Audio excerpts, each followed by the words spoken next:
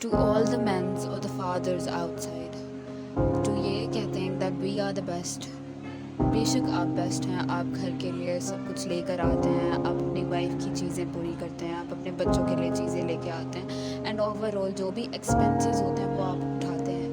But پھر بھی آپ یہ نہیں کہہ سکتے کہ ماں کا بچوں پہ کوئی حق نہیں ہوتا، کیونکہ اٹس دا مدر جو 9 months بیبی کو کیری کرتی ہے، وہ ساری چیزیں سہتی ہے.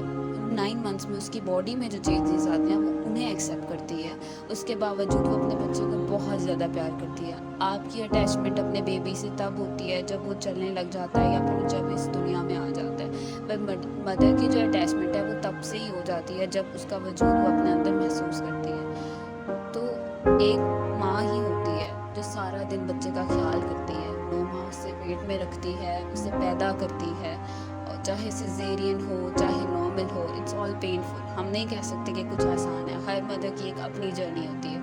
بچے کو پالنا، اسے کھلانا، اس کو واش روم لے کے جانا، اسے چینج کرانا، اوور آل سارا دن وہ ماں ہی کرتی ہے.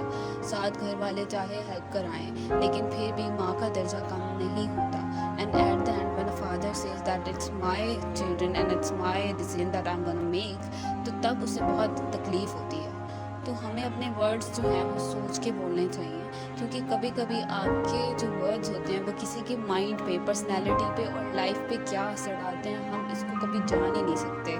آپ کے کچھ ورڈز کسی کی لائف کو پوری طرح بدل سکتے ہیں. اسی تو کہتے ہیں ورڈز موٹیویٹ بھی کرتے ہیں اور ڈی موٹیویٹ. سو صرف یہ مینس کے لیے نہیں، یہ سب کے لیے ہے، سارے ہیومن بینگس کے لیے ہے کہ ہم کسی ہیومن بینگ کو کیسے ٹریٹ کرتے ہیں. whether it's men or women, it doesn't depend on the gender.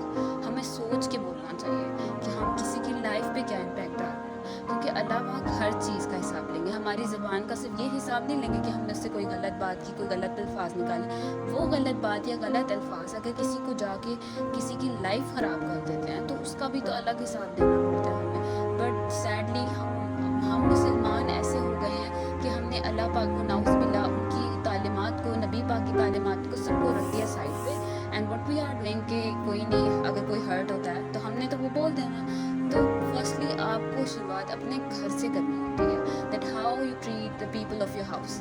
وہ بچے بھی ہو سکتے ہیں، وہ بڑے بھی ہو سکتے ہیں. اگر آپ ان کو صحیح ٹریٹ کرو گے تبھی آپ باہر ٹریٹ کرو گے. اور اگر آپ باہر سب کے ساتھ صحیح ہو، گھر میں آپ ڈفرینٹ ہو، تو وہ بھی الگ چیز ہے، وہ آپ اپنے ساتھ بھی غلط کریں. کیونکہ جب آپ گھر والوں کو ایک پازیٹیو ماحول نہیں دو گے، وہ ڈپریس رہیں گے، پھر وہ اس کا بھی نیگیٹو رسپانس ہوگا. That's the thing that we should focus on. But especially to the new fathers, ٹھیک ہے آپ رسپانسبلٹی اٹھا رہے ہو، but it's not about the thing that you need to be a good father. آپ کو good father ہونے کے ساتھ ساتھ گڈ ہسبینڈ بھی ہونا پڑتا ہے. بہت ساری رسپانسبلٹیز ہیں that you need to fill اپ. سو اب فرسٹ تھنگ از کہ if your wife is here, she is for you.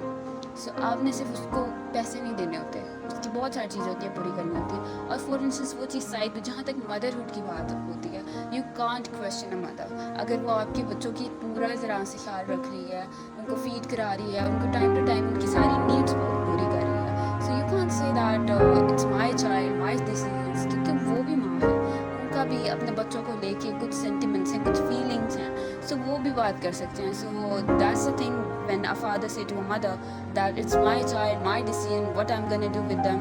So those words are so painful. So just try to be nice and kind towards the new mothers as well.